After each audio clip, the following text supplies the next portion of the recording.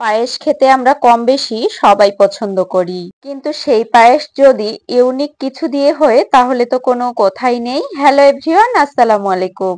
Welcome to আরুসি Ammi kitchen. সম্পূর্ণ নিজের অভিজ্ঞতা থেকে আজকের এই পায়েসটা বানিয়েছিলাম। খেতে হয়েছিল একদমই অমৃত। এই পায়েসটা বানানোর পর যারা যারা খেয়েছিল তারা তো বুঝতেই পারেনি যে এই পায়েসটা কি দিয়ে বানানো হয়েছে। এই অসম্ভব মজার পায়েসের রেসিপিটা আজকে আপনাদের সাথে শেয়ার করতে চলে আসলাম। বেশ কয়েকদিন আগে ঘুরতে গিয়েছিলাম, তো সেখানে একটা জমিতে স্কোয়াশ চাষ করতেছিল। আমি সেখান থেকে কয়েকটা স্কোয়াশ নিয়ে এসেছিলাম। তো একটা স্কোয়াশ দিয়ে আমি তরকারি রান্না করেছিলাম, খেতে এত বেশি মজার হয়েছিল। তারপর ভাবলাম যে এই স্কোয়াশ দিয়ে যদি পায়েস রান্না করি তাহলে কিরকম হবে। যে ভাবনা সেই কাজ, চলে আসলাম পায়েস বানানোর জন্য। তো প্রথমেই আমি একটা মাঝারি সাইজের স্কোয়াশ নিয়ে নিয়েছি। এরপর স্কোয়াশটাকে ছিলে গ্রেটার দিয়ে কেটে নিয়েছি। গ্রেট করার পর স্কোয়াশগুলো 4 কাপ হয়েছিল। প্রথমেই আমি একটা প্যানে দিয়ে দিলাম 2 টেবিল চামচ পরিমাণ ঘি। আজকের এই পায়েসটা আমি সম্পূর্ণই ঘি দিয়ে রান্না করব, তাহলে ফ্লেভারটা অনেক বেশি সুন্দর আসে আর খেতেও অনেক বেশি মজার হয়। ঘি যখন গরম হয়ে আসবে ওই পর্যায়ে আমি এখানে কিছু কিশমিশ এবং কাজু বাদাম দিয়ে নিলাম। হালকা আছে এই কিশমিশ এবং কাজু বাদামগুলোকে ভেজে নিব। ভেজে নেওয়া হয়ে গেলে আমি এই কাজু এবং কিশমিশগুলোকে একটা পাত্রে উঠিয়ে নিব। একই প্যানে দিয়ে দিব 2টা তেজপাতা এবং 2 টুকরো দারুচিনি। 2 সেকেন্ডের মতো ভেজে নিয়ে এরপর দিয়ে দিব আমি আগে থেকে কেটে ধুয়ে রাখা স্কোয়াশ। গ্রেট করে রাখা স্কোয়াশ কুচি দিয়ে দেওয়ার পর 2 মিনিটের মতো উল্টে পাল্টে ভেজে নিব। এরপর আমি এখানে দুধ এড করব। আমি এখানে মোট 2 কাপ দুধ দিয়ে দিলাম।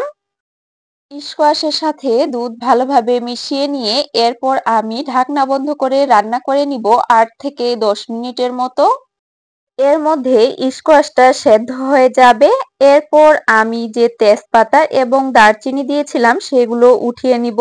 আপনারা চাইলে এই স্কোয়াশটা পানি দিয়েও সেদ্ধ করে নিতে পারেন, তবে দুধ দিয়ে সেদ্ধ করে নিলে খেতে অনেক বেশি মজার হয়। দিয়ে দিলাম 1 কাপ পরিমাণ কোরানো নারিকেল। চিনি দিয়ে দিলাম 1 কাপ। আগে থেকে যে কাজু বাদাম এবং কিশমিশ ভেজে রেখেছিলাম সেগুলো দিয়ে দিলাম। আবারও এড করলাম 1 কাপ পরিমাণ দুধ। সবকিছু ভালোভাবে মিশিয়ে নিয়ে আবারও ঢাকনা বন্ধ করে রান্না করে নিব 5 মিনিটের মতো। ফিরে আসলাম 5 মিনিট পর। দেখতেই পাচ্ছেন স্কোয়াশে দুধ ব্যবহার করা হয়েছিল, দুধটা অনেকটাই ঘন হয়ে এসেছে। এ পর্যায়ে দিয়ে দিলাম 1/4 কাপ পরিমাণ গুঁড়া দুধ। আবারও কিছুক্ষণ নেড়েচেড়ে রান্না করে নিব। এ পর্যায়ে চুলা থেকে নামিয়ে নিব। আর বেশি ঘন করব না, কেননা এটা যখন রেস্টে রেখে দিব তখন অনেকটাই ঘন হয়ে আসবে। স্কোয়াশটা যখন পুরোপুরিভাবে ঠান্ডা হয়ে গিয়েছে চলে আসলাম পরিবেশন করার জন্য। স্কোয়াশের এই পায়েসটা নর্মাল ফ্রিজে রেখে এরপর ঠান্ডা ঠান্ডা পরিবেশন করলে খেতে আরো অনেক বেশি মজা লাগে। আপনারা চাইলে এই পায়েসটাকে ডেজার্ট হিসেবেও সার্ভ করতে পারেন। যারা আমার রেসিপিতে স্কোয়াশের এই পায়েসটা রান্না করবেন অবশ্যই আমার পেজে একটা রিভিউ দিবেন, এতে আমি অনেক বেশি খুশি হব।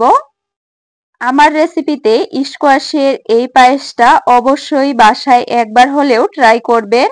ইনশাল্লাহ আপনাদের কাছেও অনেক অনেক বেশি ভালো লাগবে। রেসিপি ভালো লাগলে লাইক, কমেন্ট এবং শেয়ার করবেন। সবাই ভালো থাকবেন, সুস্থ থাকবেন আর আমার জন্য দোয়া রাখবেন। আজকের ভিডিওটা এ পর্যন্তই। আল্লাহ হাফেজ।